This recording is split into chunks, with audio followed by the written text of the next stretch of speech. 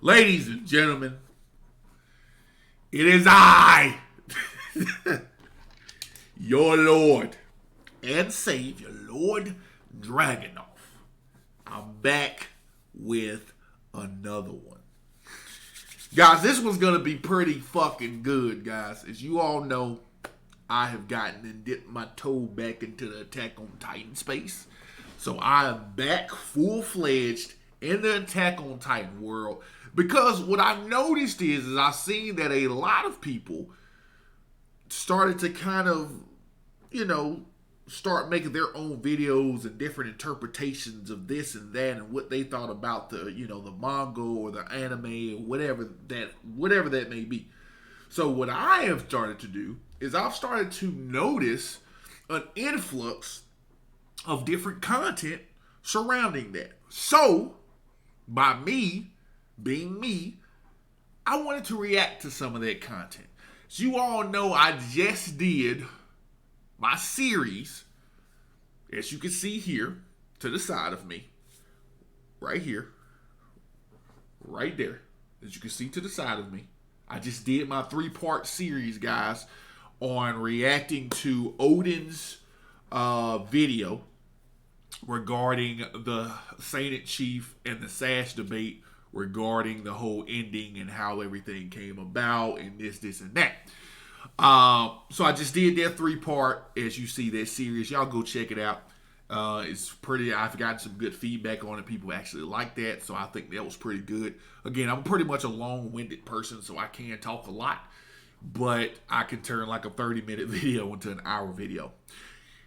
That is a perfect segue for this 30-minute video that I'm about to react to. Guys, I'm about to react to this video that I came across when I was scrolling through and perusing through the YouTube landscape. I saw this video that's done by a creator known as Sage's Reign. Sage's Reign's definitely a bigger, way bigger creator than I, especially with the subscribers. They have a bunch of subscribers, so I'm assuming at this point that they have a pretty good following. They make pretty good videos. Never heard of them, never seen them, but this is my first time experiencing them, so I will look at that and take all that in. However, what they did is they did a video that states Eren Yeager has never changed. Understanding Eren. And in the parentheses, Attack on Titan. So, just looking at that right then and there, I don't know. I don't know where my mind is at, because the title is pretty vague, but yet also direct. You know what I'm saying?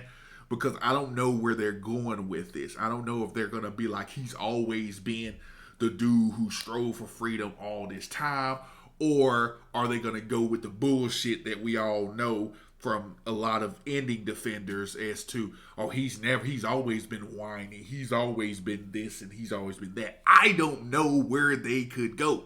That's my fear, I guess. When I saw this, it's a nice little 30-minute expose. So we're about to take a look at this, and we're going to deep dive into this and see what's going on. And I'm pretty excited for this. I hope you guys are excited for this. So I need you guys to do me a favor. I need you guys to, first of all, I need you to hit that like button on this, right? That's one thing. Secondly, I need y'all to subscribe as well. And then also, I need you guys to comment, and I need you guys to share. And the main reason to do all 4 of those things is why? Because it's free. Doesn't take anything but your time and a little bit of finger strength by clicking those buttons. That's all. But without further ado, guys, let's get fucking into it. And let's see what Sage's Reign is talking about. Alright? Let's fucking get it.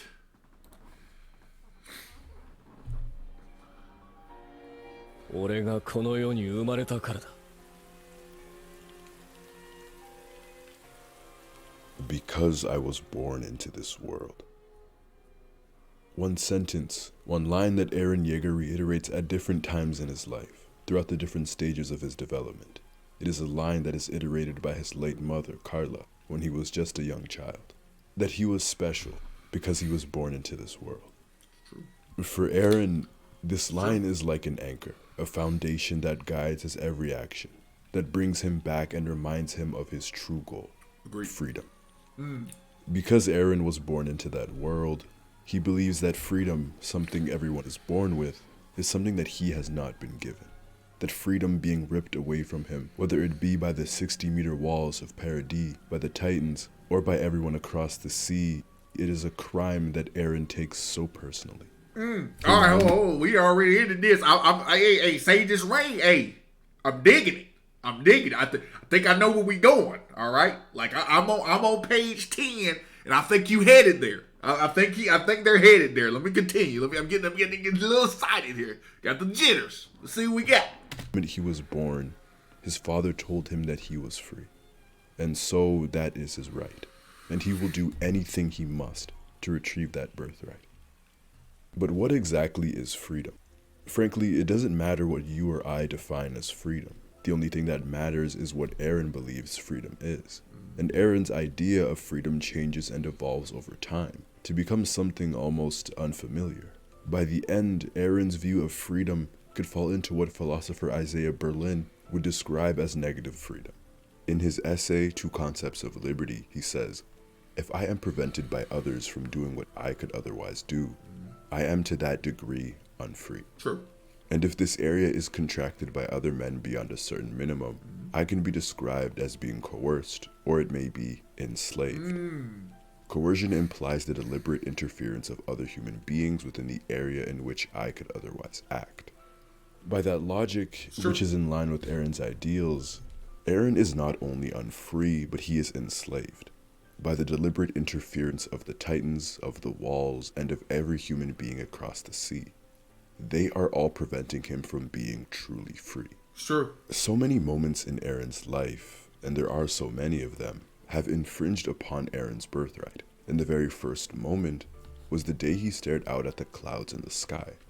Right. I knew he was about to say that. I knew he was about to. The very first moment is when he realized it, when he was just looking at the walls. Like Eren has always considered himself to not be free, because again the whole interaction he had with Hannes, if you want to go into as far as just on the anime side of things, the whole interaction he had with Hannes when he was coming back from sleeping under the tree, where he was like, "Man, are y'all okay with just being, cattle? Like, are y'all cool with this? Like, is this something that it's okay for y'all? Y'all just sitting back? Shouldn't y'all be on y'all P's and Q's, man? Y'all don't know what the fuck is going on. Y'all don't know what could fucking happen." And they're like, the wall hasn't failed in 100 years. You know what I'm saying? Like, he was already like, bro, I don't want this. Hence the reason of him wanting to join the Scouts. Because the Scouts were the only, basically like a survey corps. They were the one who went out there, and they were the one who traversed the land to try to get a better understanding of the Titans and to try to find a way to basically extend humanity and escape the walls. That was his escape. You know what I'm saying? Being naive at that point in time, because he didn't know about the sea, he didn't know about the wall, he didn't know about the Tiber family, he didn't know about Marley, he didn't know about none of this shit. All he knew was the walls and his friends. That's it. And he could not accept just being in the walls. He wanted the fact of, motherfucker, look, I was born into this world. I should have the right to explore this world. And now granted, Armin's book did kind of push the idea a little bit more, like, oh shit, man, I want to see that shit too. I see it in Armin's eyes that he's like, man, he's super fucking excited about some damn sand. Why is he excited about sand? Who fucking knows? But he's super fucking excited about sand. So you know what? I want to see some sand too. Fuck these walls. That's how he was on. That's what he was on. So, sorry to interrupt you, Sage. Continue. The idea of freedom in action. The clouds float freely. They are boundless, constrained by absolutely nothing. The symbolic bird that appears time and time again in this series, it embodies his true goal, what he desires. And on that day, in comes his best friend, eyes full of hope and wonder, full of dreams that Eren could never even fathom. Eren associates that spark, that hope in Armin's eyes, with what is beyond these walls. Essentially, Eren asks himself for the very first time why he is unable to dream. If everyone is born free because they are born into this world, why could Eren not dream what Armin dreamt? And his conclusion was that he was not free. It's such a small moment, but so impactful. To think about being born. It's very impactful. It's very impactful because of the simple fact, like he's thinking again. The fact is like that whole dynamic between Armin and Eren right there. They were on the same page. They were on the same page. But think of it like this. This is my analogy, and it just came to me. I think it's genius. Right there, when they were referencing the whole freedom aspect, right? Him having the book, him showing the book, the look in Armin's eyes, and different things like that. I think that they were on the same page, but they were on two sides of the same page. Just like they were two sides of the same coin. The coin itself is freedom, but they were on two different sides of the coin. Armin was more along the coin side of, you know what, this is cool, this is awesome, I would love to see this. But he understands his reality, but Armin accepts the reality that was given. Armin accepts the reality of, hey, look, man, this would be dope if we could see this one day, man. I would really love to see this shit one day. But shit, I can't. You know what I'm saying? I really can't see it right now. I can't understand it right now. So I would really love to see this, but I can't see it because, you know, it will be cool. It will be fucking cool to do. It'd be cool to see this, but I can't. So I'm okay. But as far as with Eren's like, yeah, it would be cool to see this, but I'm gonna go see this shit. I can't accept this. I can't accept these walls. I can't accept the Titans. I can't accept none of this shit.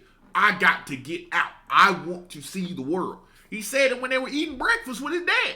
He was like, man, I gotta go. I want to see the world. I want to know what's out there. I want to see the world. You know what I'm saying? Whereas Armin is like, I'm infatuated with this book. This book is cool. This book is great. It will be awesome for us to be able to go see this shit, wouldn't it? You know what I'm saying? Again, two sides of the same coin of the same freedom. Sorry, Sage, interrupt you. In a city where life beyond its walls is unfathomable, people are born in the walls and die with these walls surrounding them, never having been past them, not even knowing what is outside them, or what is life without them. With that comes a feeling of hopelessness, powerlessness for Eren.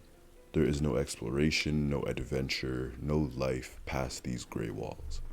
This is the plight that both he and Armin shared.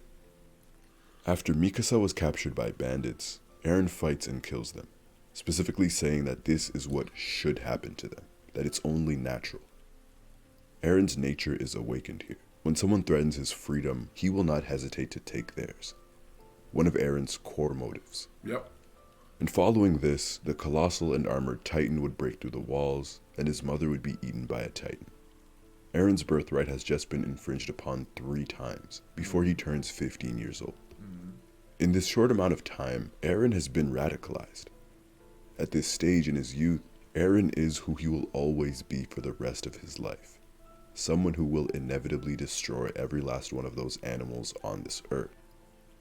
And no matter what, no matter the cost, he always understood that if you do not fight, you can't win. And if you don't win, you will never be free. And anyone who rejects this idea does not matter.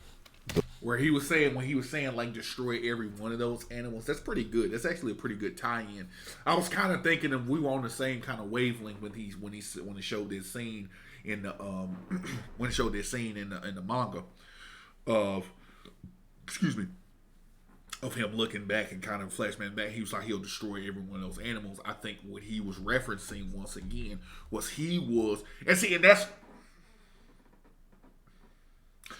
and that's what goes into the reason as to why I get so upset about the whole ending of what we're talking about here. Like, you have such a drive, such a strong drive to be like, oh, I'm going to kill all these motherfuckers. Anybody who takes my freedom or opposes my freedom, I'm going to take theirs first. You have this strong will to drive, to kill, and do all of this.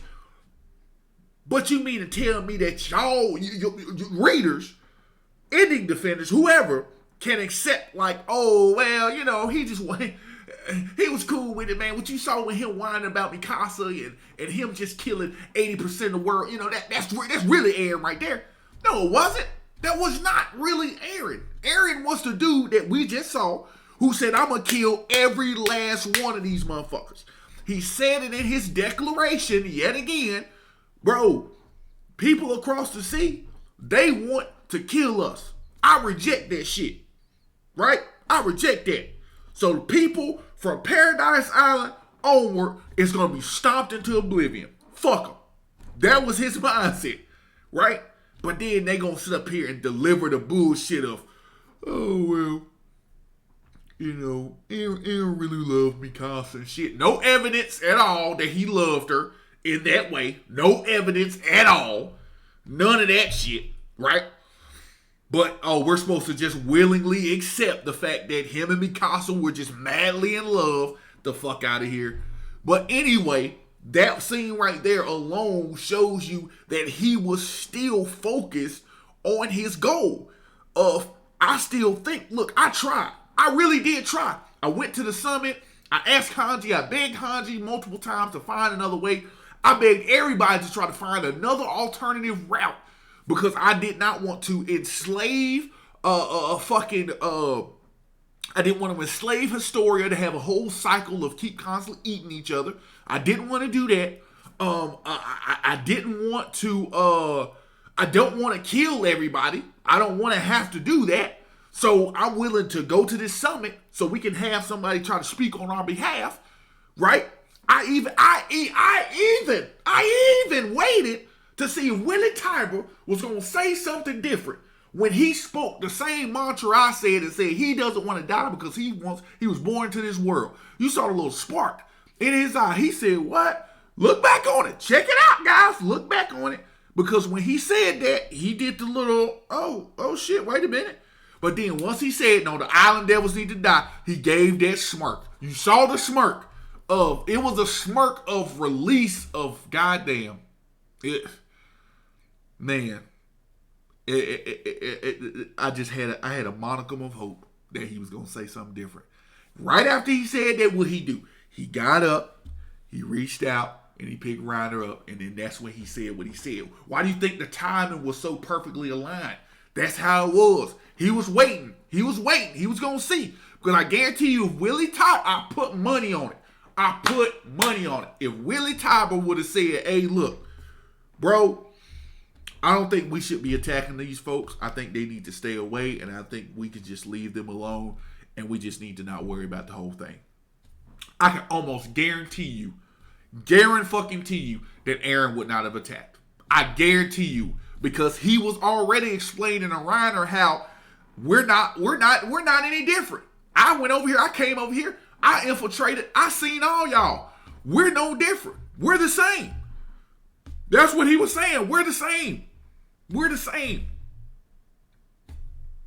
Just saying, bro. Those are Eren's words. So I state it again. Eren fundamentally has never changed from this child we see before us. Levi, from as early as the 25th chapter, said that Eren is a true monster, not because of his titan nature, but because no one can force him to submit to their will. No one. Eren's definition of freedom in the early stages of the story, still in line with negative freedom, is that freedom is life beyond the walls, and without titans. However, after discovering his father's memories in the basement and seeing fragments of his future and past, he was at a crossroads. Out of all of his father's memories he received, one that really shaped his future was the memory of Faye, Grisha's little sister being eaten by dogs. And it's a memory that he thinks about again during Historia's crowning ceremony. And as he's thinking about freedom beyond the walls, this memory interrupts him. This time from Eren Kruger's gruesome perspective, as he looks at Faye's mangled face. It's a memory that affirms his ever-changing definition of freedom. Grisha and Faye had the freedom to leave the internment zone, to break the rules, and so they did. In turn, Faye's freedom was taken away permanently. Eren understands that this is how the world still views Eldians to a degree. And what a grim perspective. Eren keeps living moment after moment, memory after memory, which radicalizes him more and more. That angers him to the point of no return. Yeah. As he made contact with Historia, Eren's idea of freedom changed for what would essentially be the final time. Learning that freedom wasn't simply outside the walls or outside the Titans, that freedom wasn't even past the sea. Eren came to the conclusion that he could not attach his morality to his desire for freedom any longer. At this point, he has not only accepted his past, but his nature, and he has accepted that freedom could only be achieved in one way, by killing everyone past the sea.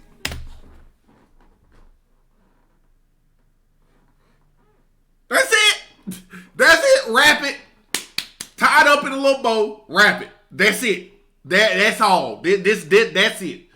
That is exactly what it came to be. That was eloquently put. That is exactly what it was. He realized at that point, he already had these different thoughts and things in his head that was just going on at the time. Because if you know, after he kissed Historia's hand, he was a totally different motherfucker. When he said he had the little hair like he got right now, he was a totally different motherfucker. Right there, one of my favorite fucking scenes ever in Attack on Titan, right fucking there, is when they were at the sea. Because I loved it because it just showed the disconnect that he had of him internally struggling. You know what I'm saying? And it shows the naiveness of everybody else. They didn't know what the fuck was going on. They just saw the sea. They got excited. They're like, whoa, yay, seashells. Oh, man, this is great. Right? He's like, man, fuck all that. We got to go take care of them, man. We got some business we got to take care of. We cannot genuinely be free until everybody is killed, man. Every single body is killed. Especially after learning all this shit now. Learning how they came over here and learning the reason as to why the walls fell is because of them. We were oblivious to the fact that there were even any humans out on the other side. We had no fucking clue. We didn't know that there was other people there. We were just living our little lives, just chilling. You guys disrupted our way of life. You guys made it evidently clear what y'all wanted. We didn't. You did. You know what I'm saying? Man, good shit. Good shit so far. I'm impressed. I like it so far. Let's continue. Eren perverts the belief that freedom is a moral idea. Like Berlin writes, almost every moralist in history praises freedom. Freedom is nothing but a force. Inherently, it has no morality. But moralists praise it. We believe freedom to be an inherently good thing. But when the most powerful being in the world decides that he is not free and decides to destroy the world for it, is freedom still inherently a good thing?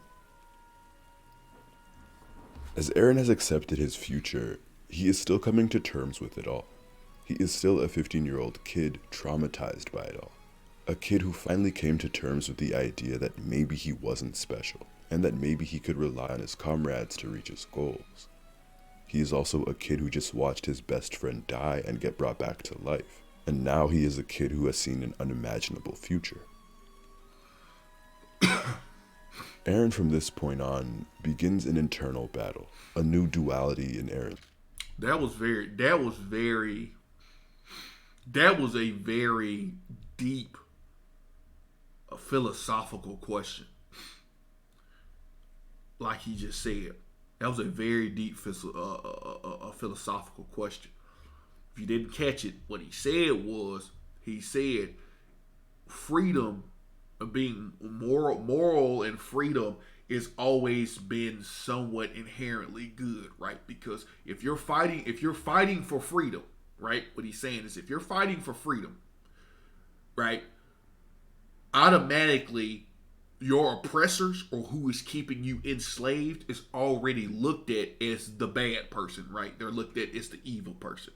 But what he's saying now is that if the most powerful person in the world at this point in time, which was Eren, feels as though he wasn't free and now he's fighting back and he wants to kill everybody, does that make his strive for freedom still good?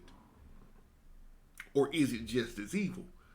Because now I'm killing all you, right? Eye for an eye, right? All you didn't kill you didn't kill me, you've enslaved me. But he killed them, but they killed people when they came over there. So yeah, they did kill people. But that's what he's saying. So now is freedom looked at as inherently good now at that point in time, since somebody is doing something about it in the sense of killing. It's deep. It's deep. And story. Now it's the human side of him versus the monster, versus his nature. Mikasa in chapters 6 and 7 highlighted the duality of the world, which is simultaneously cruel and yet beautiful. Eren's internal battle follows the same path. Inside of him, one side is fighting to see the beauty of the world, but the other side can't help but only see the cruelty in it. After 3 long years experiencing life across the sea, living with the very people that despised him, Eren seemed to finally make a decision. In Marley, he talks to Reiner, and he keeps on prodding the Armored Titan for a statement that he's looking for affirmation about who Reiner truly is at his core, for affirmation to enact the first part of his plan. And just 3 chapters earlier, Eren talks to Falco about the 2 kinds of people that would willingly go to war. The first type is either someone who has been forced to by others or by their environment. And the second type chases something else. They see something beyond hell. After all these years, Eren believes that he and the Armored Titan are that second type, those who go through hell seeking something else. Eren believes that it's because they are born this way. The reason Reiner and Eren are the same stems from a desire deeper than what was on the surface, deeper than what was taught to them or their environment. Like Reiner says, more than history, more than nurturing, it was a desire. For Reiner, that desire was to become a hero, to gain the respect of all those around him. For Eren, it's freedom. They saw something beyond hell and kept moving forward. That is good shit, man. That is really good shit. That's absolutely true. That's what it was. That's why he said it. He was one and the same. That's absolutely fucking true. And, hey. For it. But it is in this very place where Eren and Reiner's paths diverge as well. To contrast, the Armored Titan is tormented by his actions, by the ghosts of Bertold, Annie, and Marcel, by Survivor's Guild. There is so much turmoil inside of him to the point where he almost took his own life. He was so close, but Falco inadvertently stopped him. Those kids gave him the will to live. Where Reiner moves forward for something other than himself, Eren does not. The Attack Titan then goes on to destroy Marley, reunite with Zeke, free and take over the founding Titan Ymir, and begin the rumbling. I think what makes Eren such an interesting character is that his change doesn't come drastically. He doesn't suddenly turn off his emotions when he realizes what his desire has become. His ability to empathize with others still exists. His humanity still exists, even up until his final days. And that tug of war is what makes Eren interesting. Eren puts on a facade because of that humanity. He pushes away the Survey Corps, Mikasa and Armin specifically, to try and save them from the pain they might feel if he doesn't. And even in those moments, his facade breaks. As he finished killing innocents in the attack in Liberio, he broke down upon hearing about Sasha's death. Sasha was someone he truly cared for, and her death made him lose his way for a short while. We see that. I will say this. This is what I think. I think at that point in time, I think it had a lot to do with both, in my opinion. I think it had a lot to do with the fact that of course he did care about Sasha, of course, because they grew up together pretty much. You know what I mean? They grew up together. Good, very, very, very good friends. But I also think it's because I think he knew deep down, he already knew because he kind of foresaw these things happening. I want to believe that's just me. I may be reaching a bit, but I think that the portion in which that's the reason he asked what were her last words, because I think he already knew that was her last words, and he probably already seen it. But it was to the point to where he knew he couldn't change it. There was nothing he could do to change it. He knew that at this point in time, me making these particular decisions, again, me making these particular decisions are going to lead me down this particular path. And this is what I have to do. Even if, unfortunately, the people that I care about get called to crossfire, this is how it's got to be. And I think that he knew that, and that's why he started laughing afterwards too. Because he initially kind of like broke a little bit, and then he started laughing. And I think that laughing may have represented the fact that he knew that this was going to happen. He knew that was going to happen. That's what I think. But, I may be wrong, but, Humanity with Falco, Reiner, and Ymir. When Eren talks to Reiner and Marley, he tells him that he understands why Reiner did what he did. He understands the nature of propaganda, of being indoctrinated. He understands being fed lies, being told that their mission was to save the world. He even mentions how there are good people in Marley. Good, genuine people, in the same way that there are good and bad people on Paradis. He says that they are all the same, and yet Eren still goes on to destroy the city and its citizens, innocent or not. With Ymir, we see the Eren who never grew up, as those words of encouragement, of hope, are words he is essentially telling himself. He and Ymir are so much alike for that matter. They are both still children who want to be free. He saw a girl brutally failed by the world around her, a girl whose story also began with freedom, as she freed the pigs that led to her punishment. It resulted in her being denied to have the ability to choose anything. Ymir is a girl who's been waiting 2,000 years, what must feel like an eternity, just to be given a choice. To be treated not like a slave, but a human. Eren, the embodiment of her will and of her desires, gave her that choice. And that's the humanity inside of him. I think Eren telling her these words was also him wishing for himself to just be a person once more. He too was trying to break his own shackles of freedom, and deep down he knew that he always couldn't. I think Eren in this moment was not only looking for the power to enact the rumbling, but him genuinely connecting with and saving a girl who has suffered for so long. Bro, who is this motherfucker? Bro, who is this motherfucker, man? Bro, I ain't never heard this say, hey, you got yourself a subscriber, Sage Ray. I promise you that. Because this is fire. This is fire, bro. This is what I'm talking about. Fire. Understanding what you're reading. Being able to comprehend what you're reading and express it eloquently and professionally. This is what this person is, man. This is what this person is, y'all. I'm telling y'all. Check this guy out. This is fire. Because he's absolutely right. Once again, this is what I got. This is what I took from the pages. I took from the pages that this girl suffered for so long. She suffered for so long. I mean, look at her headband, her clothes. She's still wearing the whole ratty and tattered clothes. Still in the mind state of a slave. He came along, this the best moment, and said, you've been waiting for someone for 2,000 years. Give me that. Give me the burden. And I'm going to destroy it all. Beautiful. Beautiful writing. Beautiful writing, man. God, it was so fucking good. Ah, God damn, it was great. With that, let's jump to the rumbling. Eren walking through this new city, he is trying so hard to appeal to his own emotion, to his own humanity.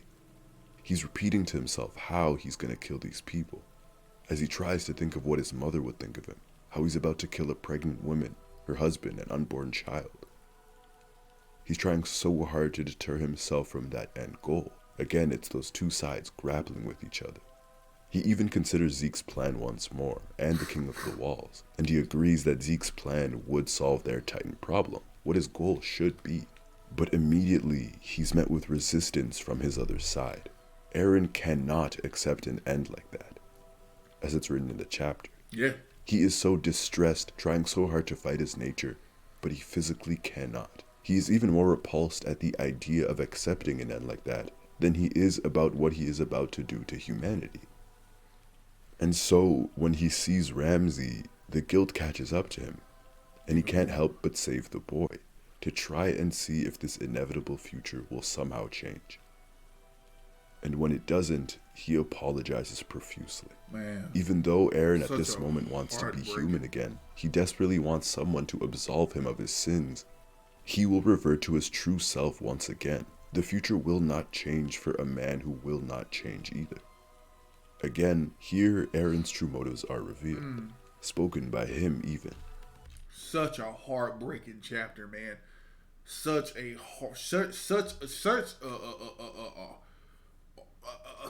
tugging at your heartstrings of that chapter. Another perfect written chapter. Chapter 131. So great. So great. Excuse me. Such a great chapter. But it's so fucking good, man. It's so good because this chapter alone, again, for those people who had that stupid ass theory that Eren was just a monster and he just wanted to wipe the world clean and just wanted it because it was just a barren wasteland. This right here disproves all of that because he clearly didn't want. I mean, honestly, you really didn't need this to determine the fact that he didn't want to do what he did because all the other steps leading up to this chapter prove that. As I said, him refusing to have Historia do the little situation right there where they could do the constant partial rumbling every time.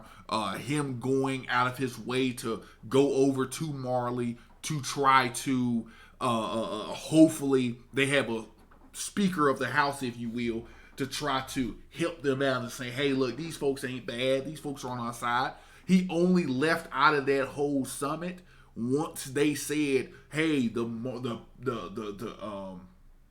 Eldians here are cool that are in the internment camp. It's the ones over there on the island that need to be wiped out. Once the dude said all that and everybody started to applaud, that's when he left. Because he was like, you know what? I can't hear this. Because it is what it is. He left. He got on down because he knew the business. He knew what was up. He knew what was up. But he wanted to go there. He kept going and kept doing all of these different things because he already knew and foresaw what was to come. But every waking moment and every turn of the story, he was trying to find an alternative route. He did not want to do what he did. So that bullshit that y'all want to talk about him saying, oh, he just wanted to flatten the earth and he didn't like anybody outside of the island and he wanted to kill everybody anyway. This right here is the biggest evidence, but the other evidence is the one that I just named. So you can shove that shit up your ass because that shit ain't true. He's doing this to save Eldia, but it's more than that, he says. Eren was immeasurably disappointed with the world outside the walls, that it was nothing like Armin's book.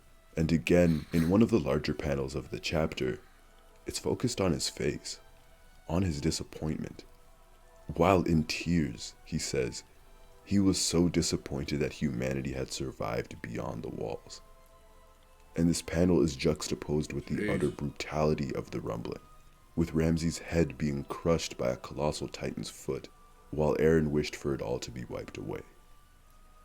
This world that he lives in, with humanity not only living, but thriving beyond the walls, meant nothing good for Eren's dream. Having access to his future sealed his fate. He truly believed that there was no other solution for his dream. There was no deal, no option, no plan that could bring him the freedom he sought. No matter where he went in this world, or what policy or pact was put into play, Eren wholeheartedly believed in the cruelty of the world, and that there would always be someone who saw Eren as a devil, as someone who does not deserve to be free. There would always be someone, or something, in his way. See? Right there. It just showed it. All right, so again, my take on that whole situation right there, my whole scenario. He did not. He was not. He did not want the world to be barren, right? That's not what he was saying when he said, I was so disappointed when I found that humanity existed beyond the wall. What he was saying is he was disappointed in humanity. He was disappointed in the fact that these people were out here to kill him because this is all that he saw. So you could imagine that the other people on the other side of the wall, they just wanted him dead. They just wanted him dead. So you would think, yeah, I'm disappointed. I'm upset because all you guys want me dead. Every last fucking one of you. Again, if he was, and another thing too, if he just wanted humanity dead and just hated the fact that humanity even existed, he would have killed all of them folks off rip. He would have killed Capone. He would have killed all them folks. Because he would be like, oh man, fuck y'all, man. We don't need y'all. Kill them. Bye. Wipe out everybody. He would have, and that's the thing. This is the thing. If he was so upset and wanted the fucking planet to just be completely barren and completely wasted, he would not have had no talks, no chats with anybody. He would have straight up been like, hey, let's do this rumbling right now. Right now. Humanity exists? Oh, rumbling right now. That's what I'm saying. Like, people don't really understand and fathom the fact that the idea of him just wanting to destroy the world and it to be barren is the most stupidest fuckery of all time. That is not what he wanted. He did not want that. If he wanted that, it would have been no talking. It would have been just straight action. Hey, we getting down to business. Rumbling activated right now. Wipe them out. Kill them all. Historian, you gotta sacrifice it. We killing them all. That's what he would have done. Instead of look for alternate routes in order to not kill people. He would not have apologized to Ramsey if, in fact, he wanted to just kill people. He would not have asked Hanji to find other ways and doing all this if he just wanted to kill people. Dumb fucks. Come on, man. Folks who still try to play on that shit. No, bro, that is not what it was. He was not disappointed that humanity existed and he just wanted it to be lava and sand everywhere. That's not what it was. He was upset that the fact that at every waking point in time when he thought, okay, it's just the Titans and the walls that's keeping us here. Oh, now it's these fucking people now? Oh my God, what the fuck? And then you go and you get fed twice that everybody applauded for your demise here at Tiber's speech and at the summit. They were like, yeah, kill them all. Okay, he stayed over there. He infiltrated for those amount of years. This speech here, this dude fucking crying. This dude is literally crying right here. This fucking guy is crying. Like, yeah, kill him. Hell yeah, kill them all. Yeah. The fuck? Yeah, I'm disappointed. I'm disappointed at the fact that you all see us as nothing but devils when we are all the same. And we all should have the freedom to do what we want to do. Yeah. This fucking guy's crying. Like, come on, yo. Like, come on, bro. That's what I'm saying, man. That shit is trash. That shit is garbage. Doo-doo. Let's get real here. Continue, man. After lamenting his disappointment, he apologizes profusely, as the little boy is crushed before him. Eren's guilt reaches a breaking point, and he reverts back to his younger self. This version of Eren doesn't carry the immense guilt or the weight of what he had done. This is a way for Eren to shield himself from that guilt, from the pain that he's caused.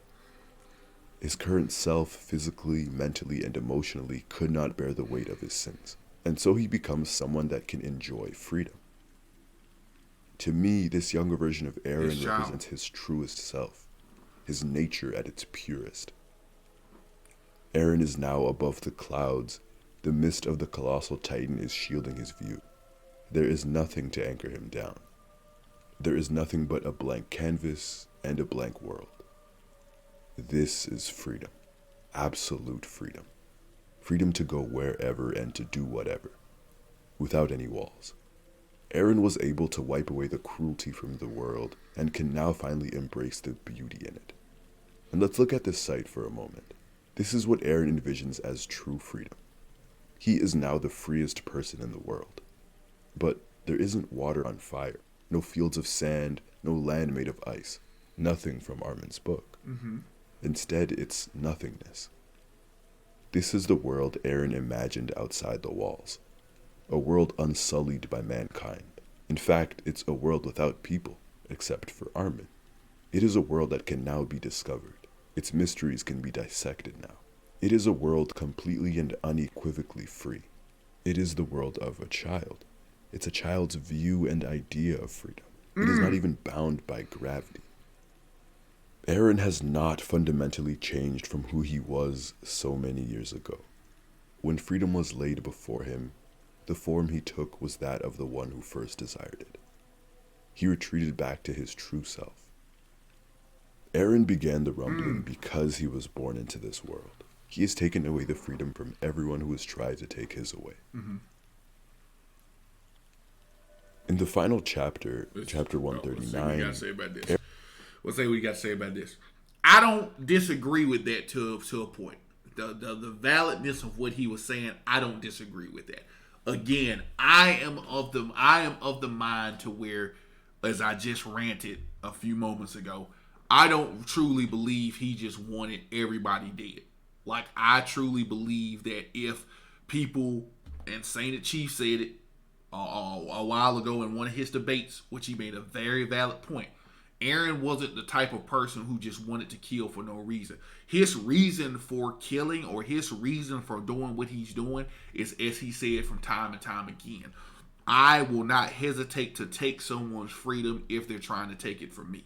So if everybody was good, if everybody was all good, and he walked across, and like Saint Chief said, if he went over there and they were like, hey man, we want to share our technology with you, man, we want to welcome you in, man. We want all these folks to come in and just chill and just do all this, man. This is what we want to do. I highly fucking doubt 100% that this motherfucker is just going to be like, technology? Fuck you. You're dead. You're dead. You're dead. Like, no, he's not going to do that. That is not within his nature. His nature is a reciprocal kind. That's why he said what he said. He's going to it's reciprocal. So it's whatever what you do to me, I'm going to do to you, right? So if you're trying to take my shit, I'm going to take yours. But if you're trying to give, if you're trying to be nice, why the fuck would I attack you? Why would I say, oh, you want to give me candy? You want to get pow? Like, that's fucking, no. That's retarded. That's ridiculous. Like, come on. Like that's silly. Come on.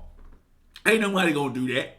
So that's why I say I'm not really sold on that idea of where they're saying that, oh, he just wanted to wipe the world clean and fresh. Now, the way he put it, I do agree that he reverted back to that because it was just too much for him to bear.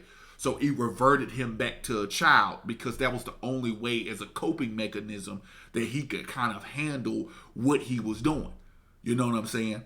It was a coping mechanism for himself. So I agree with that aspect of it. I cannot buy Eren's character and the way he's been portrayed throughout this entirety of the story, that he's just some fucking guy, just some maniac that just wants to kill everybody just because he wants to kill everybody. I don't buy that.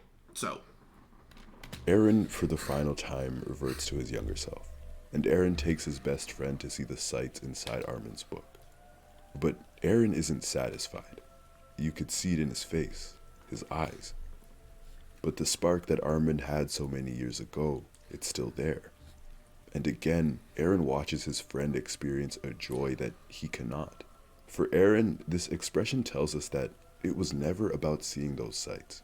It was always about being the freest person in the world, reclaiming his birthright. But I also think that a part of him believed that seeing these sights would grant him the ability to dream, just like Armin was able to. But Eren never could. Armin once said that those who can bring about real change, when forced to face down monsters, they can even leave behind their own humanity. This change that Eren brought about, it was never about saving Eldia. It was about two things. saving his friends, and seeing that world. Turning the world into a blank canvas where he and his friends could go anywhere and do anything. I don't agree with that. I'm just gonna be honest with you. I don't agree with that. Sage, I was with you. I was with you for 20 minutes. 1922 to be exact. I was with you. You were doing your thing, man. You were on it. You were hitting on all cylinders, man. You turned into chapter 139, man. You turned into chapter 139, man. You were hitting on all cylinders, man. No. God, no. I know. No. It was not about that, man. It was not about that. He cared about his friends, yes, but he still cared about the people on Eldia, too. He still cared about the people on Eldia, man. He really fucking did. To a degree, you could kind of say that he put everybody in the same boat. Because when he did the rumbling, he activated that motherfucker. He wasn't like, okay, when he activated, he wasn't like, okay, where's Armin and Mikasa standing at? Okay, are they latched onto a wall? Because they might get crushed by these rocks. So I want to make sure that Mikasa, Armin, and Jean, and Connie, and all of them are away from the rocks. Let me holler at them real quick. Hey, guys, I'm using the power of the Titan. I need y'all to step away from the rocks real quick. No, he didn't do that. He just activated. So clearly he didn't care that much. He didn't really give a shit that much. Let's be real. So that's that. But, man, I was with you, man. We were on the same page, man. That is not what it was. He did not just want to be like, oh, I'm going to protect y'all, but I'm going to wipe away this entire world so that we can fucking just goddamn explore. That's not what it was, man. That's not what it was, bro. Fuck, man, I was into it. Now I gotta finish it. Y'all. Fuck, man. They could be anyone. Eren has become a monster. He left his humanity behind for his birthright. Mm-hmm. Mikasa says that even her friends believe that Eren has changed. But she too quickly comes to the realization that maybe Eren might have always been the same person. Yes. Going back to 139, Eren says that even if he didn't know his friends would stop him, he still would have done it. And Armin asks him why. Armin asks his best friend why he is the way that he is. And the answer he gives is that he doesn't know. Yeah, buddy. Now we're getting into stupid territory. This is what I'm talking about, man. Yeah, you fall into stupid territory. Like, to be honest with you, it's just one of those things. Like, that's and that's why the chapter is it's a so-called say a retcon. It's absolutely a retcon because of the simple fact the writing that precedes this chapter explains in great detail why he is the way he is, or why he decided to do what he decided to do. It's very simple. See, people, the problem is I think during this chapter portion, what happened is this chapter is not as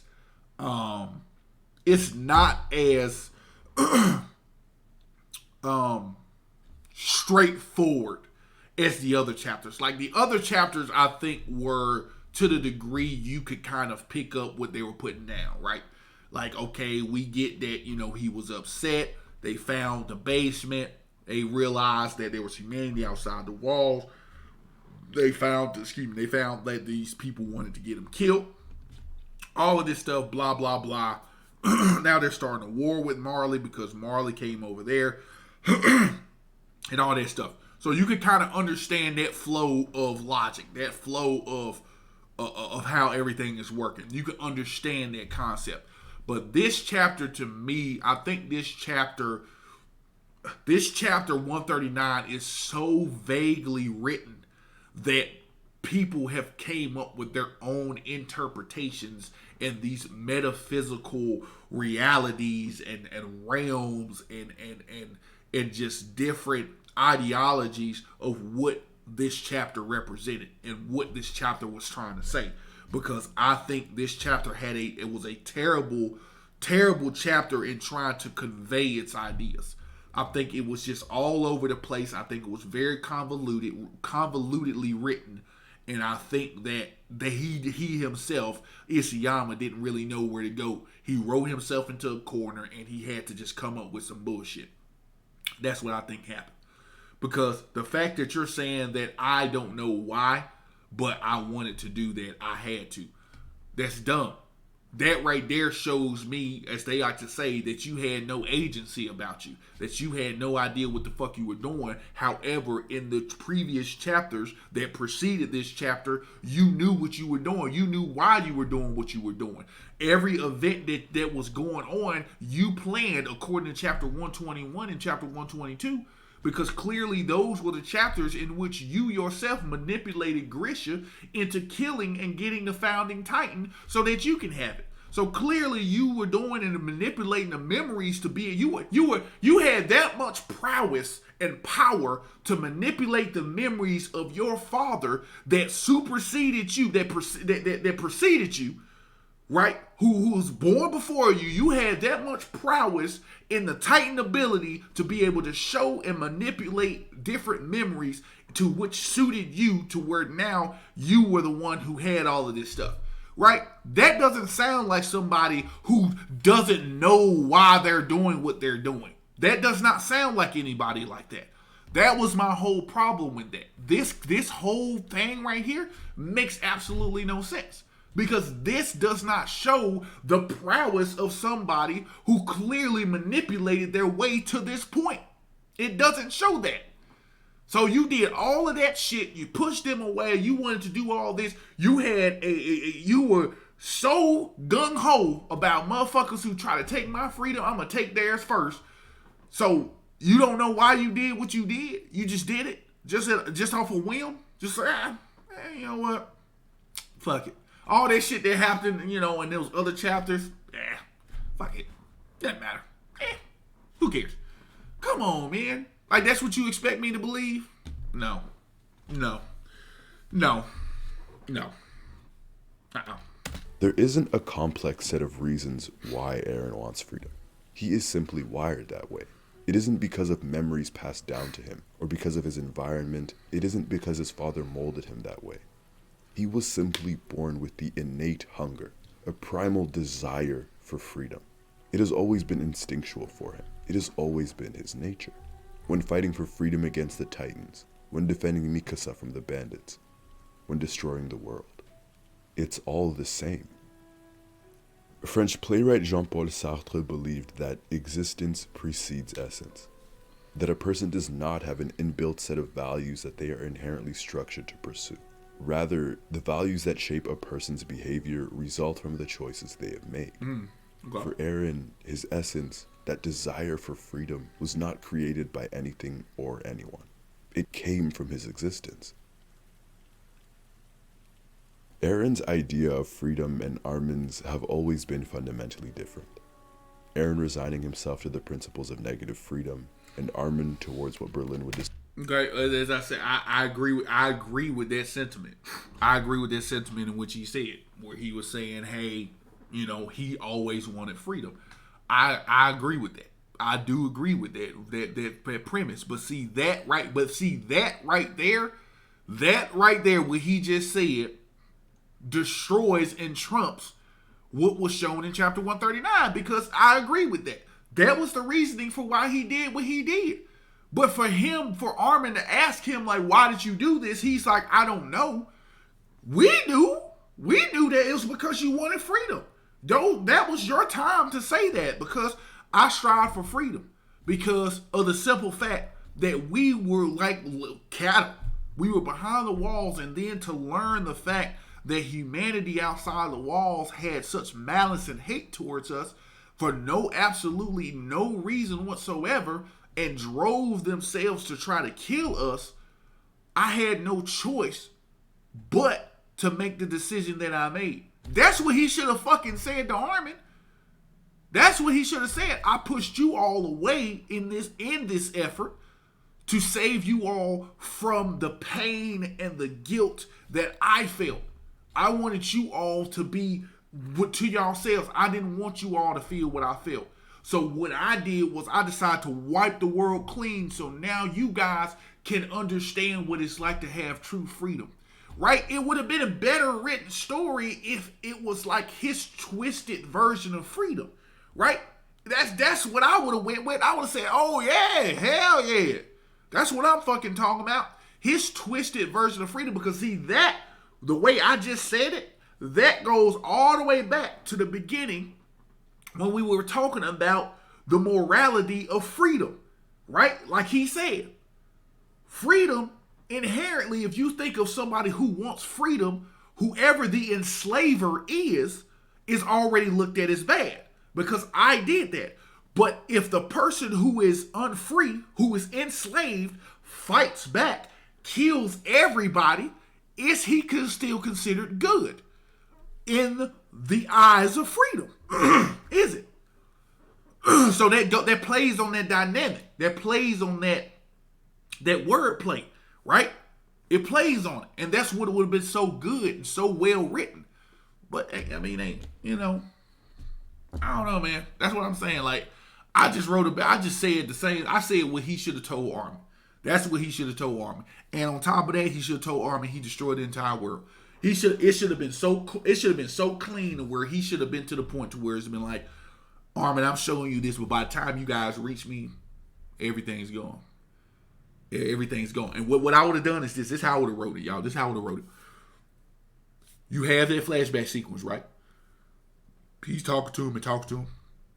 I don't give a fuck about the whole thing about him pushing people away. He could have done that. He could have said, yeah, I pushed you guys away. You know, you guys are still my friends, but I pushed you guys away so you guys didn't have to live with the guilt and the pain that I felt. But by the time you get this message and you reach me, 100% of the world will be destroyed. And then it should have flashed off, and then it should have had a panel of Armin's eyes, like everybody lined up, right, looking. And then the colossal titan, right in the background. The shadowing of the colossal titan in the background. And Eren just sitting there underneath the bones, waiting for them. Boy, that would have been dope. I would have ended it there. I would have fucking ended it there. That would have been motherfucking dope. Dope. You're welcome. You're welcome, Isayama. You're fucking welcome. You're welcome. Because that would have been dope. You're fucking welcome. Jesus. So, I don't know. Yeah.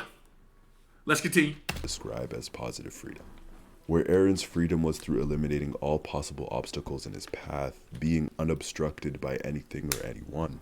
Positive freedom derives from the wish on the part of the individual to be his own master. It is the freedom to make choices. Armin, at every point in the story, makes the choice to put the desires of those around him before his own dreams. Berlin writes on the notion of positive freedom, I wish to be a subject, not an object, to be moved by reasons, by conscious purposes which are my own, not by causes which affect me, as it were from outside.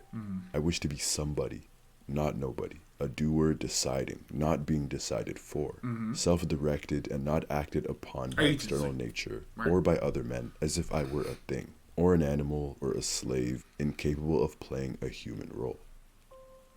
Yeah. Armin never desires the freedom that Eren searches for, and his very essence is never tied to the dream of the outside world.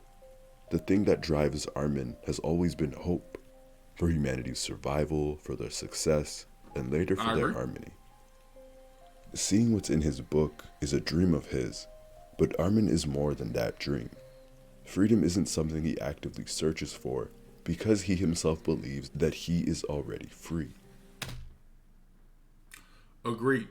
That's what I'm saying. It's a mental. His was more mental. I totally 100% agree with that. His was more of a mental freedom.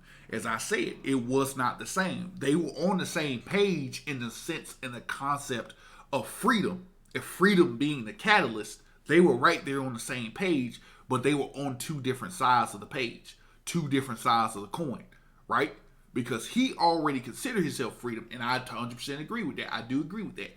Armin's way of thinking was more derived in the realm of hope. Like he was hoping for the best. I would hope this would happen.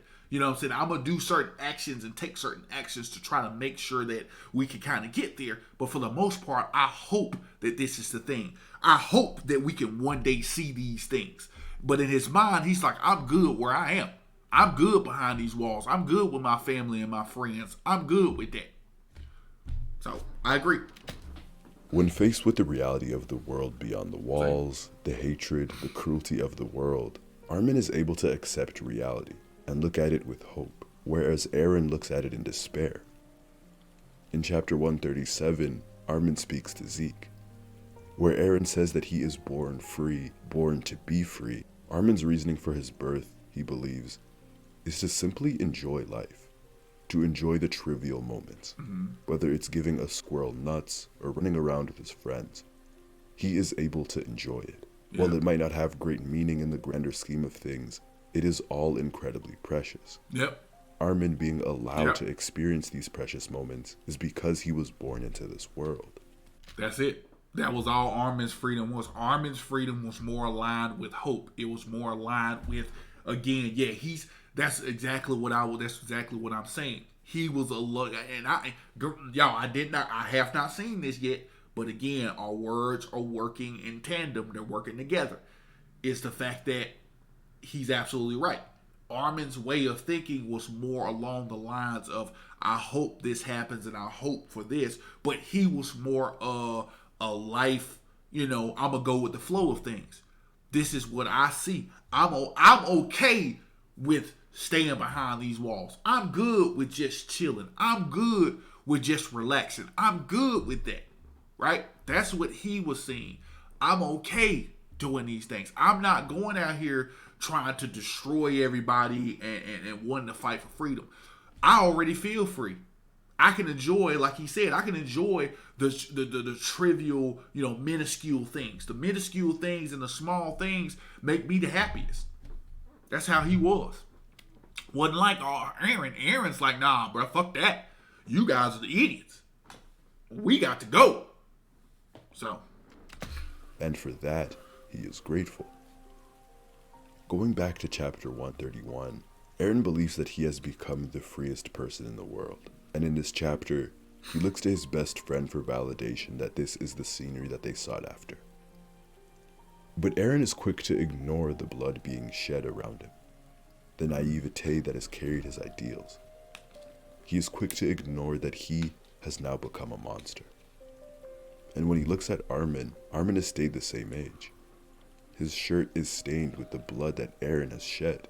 This isn't the world that he envisioned. Not like this. It is at this moment that he realized that their dream wasn't the same. And yet, at the end of this chapter, Armin's hope still remains as unshakable as ever, choosing to oppose his best friend's ideals once more.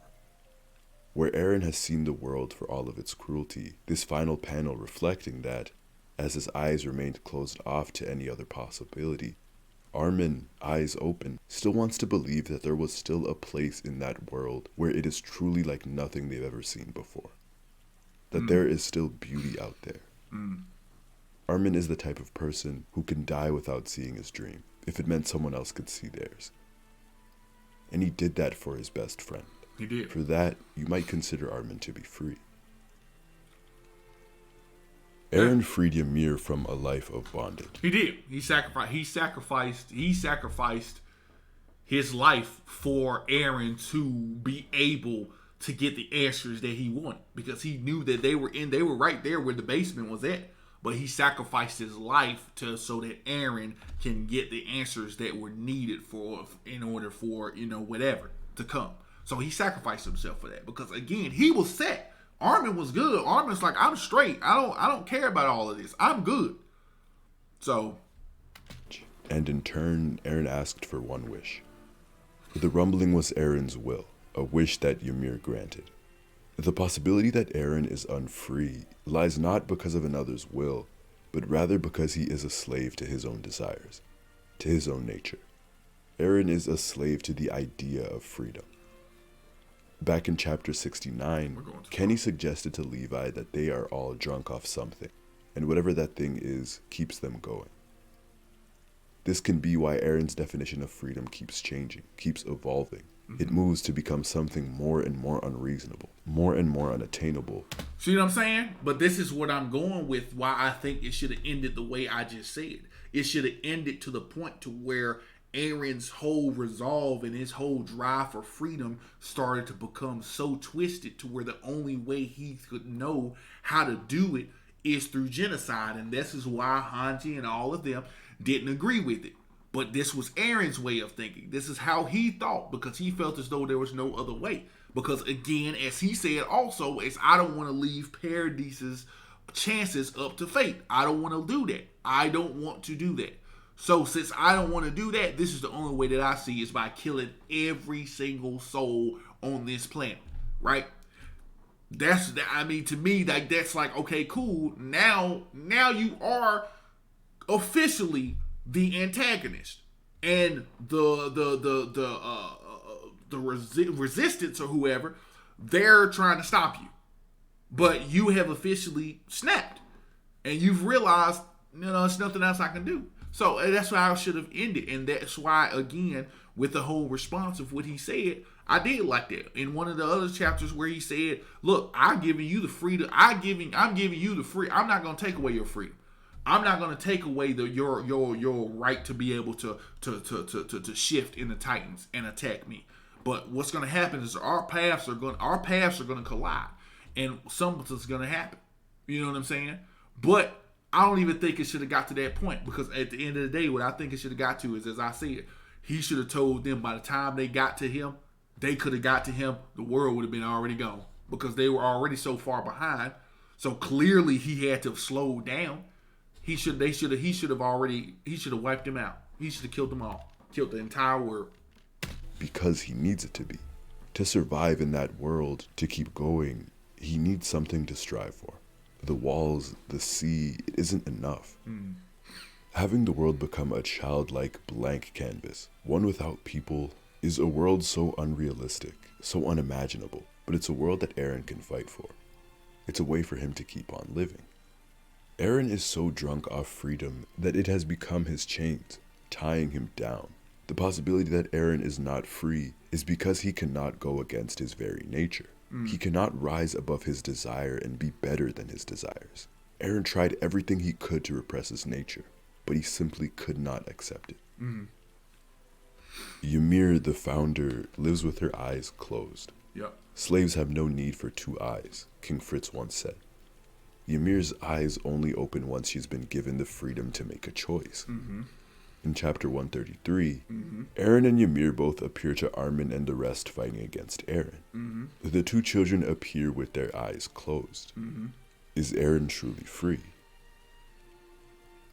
Going back to Berlin's idea of positive freedom, he wrote, "I wish to be a subject, not an object, to be moved by reasons, by conscious purposes which are my own." And later, when I say that I am rational, and that is my reason that distinguishes me as a human being from the rest of the world, I wish, above all, to conscious of myself as a thinking, willing, active being. That doesn't resonate with Eren Yeager's motives. Because Eren has a desire for freedom that he cannot truly rationalize. Eren is controlled by freedom. This is a man who was... I agree. Like, he couldn't rationalize it. I do agree with that, because again, he couldn't understand it. Like, he wanted freedom, but again, he couldn't rationalize the fact of, do I have to kill all of these people? Is this the only way that this can be done? Right? That's why he was in there in chapter 131. That's why he was walking and honestly questioning himself and calling himself a piece of shit and this, and this. I don't even need to save this kid because I'm finna kill him anyway. Why the fuck am I even doing this? He couldn't rationalize it. It was not a clear cut. It's not a clear cut answer of like, oh, okay, well, you know what? These folks are oppressing me. We need to stop them. Right? It's like you didn't have a clear, like he went, will I say Eren went too far? Yes, because again, he killed a bunch of innocent people. There was only a small amount of people who hated him and shit like that. I do agree with that. Like, the rest of the world supposedly hated him. But what it is it goes into the whole concept and the theory of, one apple spoils the bunch. You know what I mean? I can't pinpoint who exactly hates us in each different fucking country. So guess what? I'm just going to destroy the entire world. How about that? You know what I'm saying? That was his thing. But yeah, you couldn't rationalize it because It's unrational. You can't do it. You know, you can't rationalize the fact of, oh, I'm going to go ahead and kill the entire 100% of this world just because of the fact that I'm not free because you guys hate us. You know what I'm saying? So I agree with that. He's given the power of the founding titan.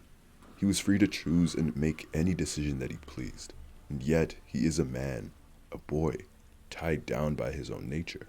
One could say that he is an object, moved not by his own conscious reasons. Mm-hmm. Back when he saw Grisha's memory of Faye, he saw that freedom in this world is not without consequences.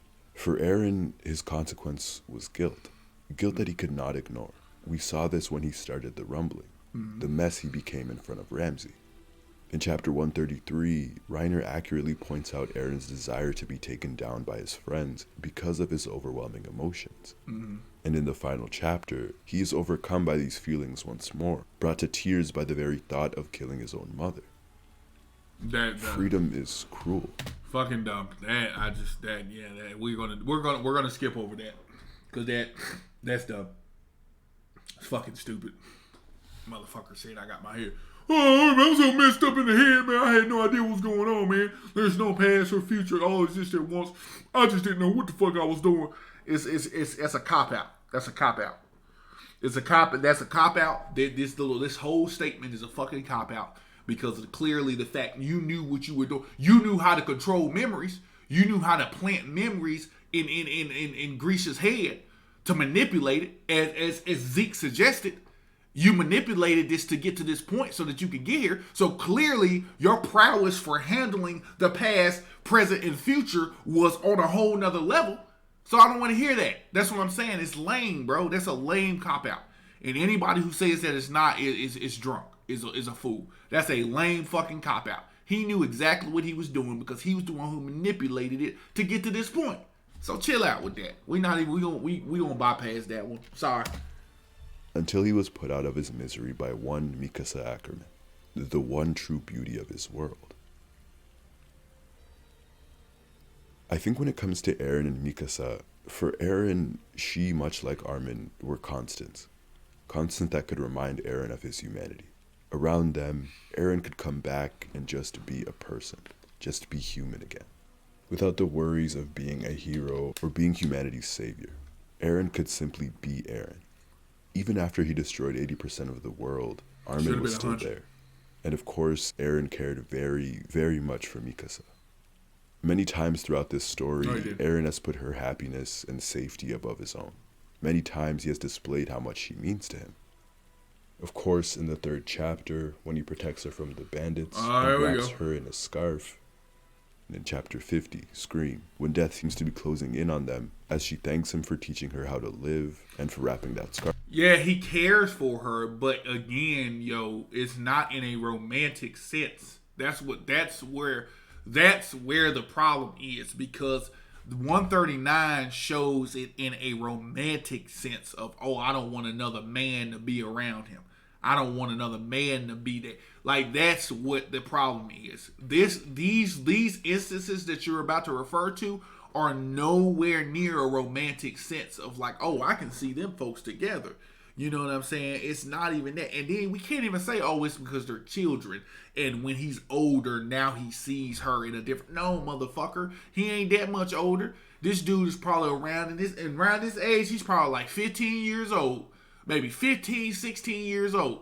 You start liking girls and girls start liking guys around that age. Hell, I started to like girls when I was fucking in preschool. You know what I'm saying? When I was like 6, I saw a girl I had a crush on when I was in kindergarten. So I don't want to hear that. Like, I don't want to hear that shit. He knew about that shit. They knew about kissing. They knew about all that stuff by this age. But none of what he showed is nothing of a romantic sort, right? None of it. So, I don't want to hear this shit. I don't want to hear it. Not at all. I don't want to hear this shit either. Bypass this. Bypass those 2 last points. This is dumb. Scarf around her. Eren boldly claims that he will wrap that scarf around her forever. We know how much that scarf means to the young Ackerman. How that scarf represents warmth and beauty in a cold and cruel world. Okay. Eren is essentially saying that he will protect her forever, that there will forever be beauty in her world. In chapter 123, we see Eren at his lowest, at his most vulnerable, dejected and struggling. Eren had just cried into Ramsay's arms in the future. He is looking for a reason strong enough that will stop him from enacting the rumbling. His last chance that maybe, just maybe, this can alter his future. And so Eren asks her what he means to her. And she replies that Eren is family. It is a response that he was very much dissatisfied with. No, it wasn't that he was dissatisfied with. It wasn't that he was dissatisfied with. In my opinion, it was because he knew she was going to say that. And I stand by that wholeheartedly. He knew she was going to say that, but he was looking for another answer. But I think also it shows that since he didn't get that answer, he already knew that this was what she was going to say. Because even when the guy came up, he said perfect timing. You know what I'm saying? Because he already knew the guy was going to show up there. He already knew that. I definitely think it was because he was looking for a different answer for sure. Because he wanted a reason, as I said, I do agree, he wanted a reason to not be able to do what he did. But we did see that. We saw that instance to where they did run away together from at this point. They just said, fuck it. But with them doing that, when they did run away together, it still put everything to shit. Everything was still shit. Paradise was getting bombed anyway, and they were looking for folks and killing folks. So it didn't even matter. So that's what it's saying. So this portion, she has to still say what she said in order for him to do something else other than running with her or running away with her. He still has to do something. So, yeah. But no, I truly believe he already knew what she was going to say. He was asking her for a different response so that could give him another reason. I do agree with that. But I don't think, once again, it wasn't to the point of like where he's like, he's just in love with her. I don't think so, man. I just think he was looking for a different answer. I just don't think so. I believe that somewhere inside of Eren, he believed that Mikasa's love right then and there could have altered his path, his future. That this was his final chance. That this declaration of love, of romantic love which he yearned for, that love of force even more powerful than freedom.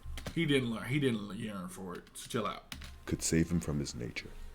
But Mikasa's answer wasn't strong enough. It wasn't the declaration he was looking for. So, not even Mikasa could save him from himself. The young Ackerman mentions it later, that maybe it could have changed Eren's future. And maybe it could have. She was the one beauty in his cruel world. Instead, it was the final nail in their coffin. In the final chapter, a tearful Eren yearns for Mikasa and her love. It's proof that he is still very much human at the end of it all. It's a moment that shows a teenager childishly in love. At this moment, after being pushed by Armin to understand his feelings below the surface, Eren selfishly wants to be with her. He wants her to never forget him, because he will never forget her. But ultimately he knows that he wants Mikasa to be happy with or without him. It's why in the chapter right before this one, Eren tells her to throw away the scarf, to forget about him, to go on. That's why that chapter doesn't make any sense. That's why we didn't want that chapter, because it had nothing to do with just being like a snivelly, whiny Eren. It didn't have anything to do with that. What it had to do with was the sheer fact that it didn't make sense. It did not align with what was going on. That was our problem. That was our concern. It did not align with the Eren that we saw, right? Because again, it's completely retconned everything. That's why people don't like that chapter, right? I don't care the fact. The thing is we don't care. We have. The thing is, the people who hated the ending, we don't care if Eren and Mikasa got together. It's not even about that. We don't give a shit about that because you all showed it anyway. We don't give a fuck about that. What we give a fuck about is consistency in the character. We want the character to remain consistent. I don't care also the fact that he was faking pushing them away. Clearly we knew that. I knew that that really wasn't him that did that and was doing all that. Obviously, he cared too deeply about his friends. I know it was a point to where he was pushing them away so they wouldn't get involved in what he had to do. because clearly he still was a human in terms of showing, again, compassion and not really wanting to do what he knew he had to do. I mean, clearly that. We knew that. But the fact that all of a sudden he just says, "Oh, I wouldn't want her to be with another man," you never expressed that before. That's our problem. Everything you've done with her was on a brother-sister relationship. Hell, even Isayama admitted that. Admitted that in an interview. It was more of a brother-sisterly thing. It had nothing to do with, oh, I'm, in love with you and I want to fuck and all that. It had nothing to do with that. That's why I'm not a fan of it. If they got together, okay, whatever, who gives a fuck? But the fact that you had that portion in the chat, it's just lame. It was just lame. Be free. Even though she will never let him go, we know that he would do anything for her and for Armin. This is the final proof of his love for her. Final proof of the one beauty in his cruel world. It's ridiculous. In this series, so many are faced with a choice. To succumb That's to one's the man own right nature. there, bro. I'm tell y'all something. That's the best commander in history. In history. History. Best commander in history. Hands down. Nobody better. Best commander in history. To their desires, their dreams, or relinquish them. Some of them are able to combat their nature for what is better for those around them. The parallels between Eren and Reiner show us this. That even a monster, a devil like Reiner, was able to find value and meaning in the kids around him. And he was strong enough to let go of that dream to be a hero. But that's the thing though. That Reiner was never a devil. Reiner clearly was only doing what he was told because of the simple fact, like he said, he just wanted to be a hero. Because again, like Eren, he only knew one thing. He only knew what was being told by him. He only knew that they were being told that, oh, these people on this island are terrible people and this, and that, and you got to go over there and kill them. But then when they infiltrated and they were over there for all those years, that's why he said when he came back here, and it was in this season, in this newer season, and he was having dinner with his family, he was like, no, they wasn't bad. And Gabby looked and was like, what do you mean? He's like, no, they were good people over there. You know what I'm saying? Because he was like, basically, what we were being told, we're being fed a bunch of lies. These folks over here ain't devils. These folks ain't over here just trying to kill everybody and shit like that. And that was the whole realization that Gabby had to have too when she went over there, and they had her little arc, her mini arc within the big grand scheme arc. You know what I'm saying? Of her realization of they're just people. You know what I'm saying? Just like, you know what I'm saying, Magath. Same thing with him. They all had to have that realization of these folks are just people. And I actually love, I forgot his name though, but the cook who loved Sasha, man, that dude, it gives me chills all the time because he hated him the most. And he fell in love with her just because of the fact that she loved his cooking, man. And he totally changed, and then he went on their side. Now he's with the Eldians. It's like, man, y'all crazy. These folks are good people, man. They all good people. Well, I say, bro, it's awesome. Awesome stuff. But no, he wasn't a devil. He was just a guy who was basically told a false narrative. And he followed that false narrative until he discovered the truth. That's all. Armin was always willing to sacrifice his dream if it meant Eren was able to see his. Mikasa also had a dream that she held dear to her heart, and it's shown to us in the second to last chapter. That dream of being with Eren, sharing a life, a home, and loving the man who showed her how to live. Yep. But in her defining moments, Mikasa was able to honor that dream and was strong enough to let that dream die. Strong enough to never forget it. Even Erwin the demon, the devil himself, listened to Levi. Erwin let his dream die for the greater good. Depending on how you look at it, maybe those who are not drunk off anything, those who can accept the nature of the world, abandon their dreams, and see life for its beauty, are those who are truly free. Or maybe Eren was the freest person in the world at that one moment. Freedom is endlessly debated. Sartre believes that man is condemned to be free, because once thrown into the world, he is responsible for everything he does. We are all tied down, limited, blocked by something. Absolute freedom is something that we will never achieve. Our freedom is limited by so many things, by our society's rules, by the circumstances of our birth. by our own bodies. Based on the way you look at Eren, he stands as both monster and human, both victim of the world and mass murderer, free and yet unfree. I think it's hard to accept Eren's character as all of these, when for half of the story he was presented as one, and the other half presented as the other. Eren is such a polarizing character because of the fact that we watched him grow into this. From his perspective, it's his story. It's also so hard to accept someone you thought you knew. Eren is a complex character. He is many things at once. He is all of these things. He is monster and human, victim of the world and mass murderer, free and yet unfree. He has changed so much, and yet not at all. But one thing is for certain is that Eren chose his path. He chose to destroy the world. Mm-hmm. When forced to face down monsters, he became a monster himself. And the one monster he couldn't face down was himself, his own nature. Because he was born this way. Because Eren Yeager was born into this world.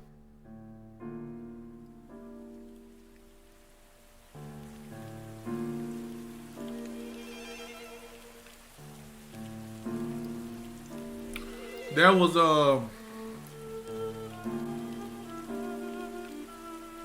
good. That was really good. That was good. That was good. That was good. I will say my overall take on that.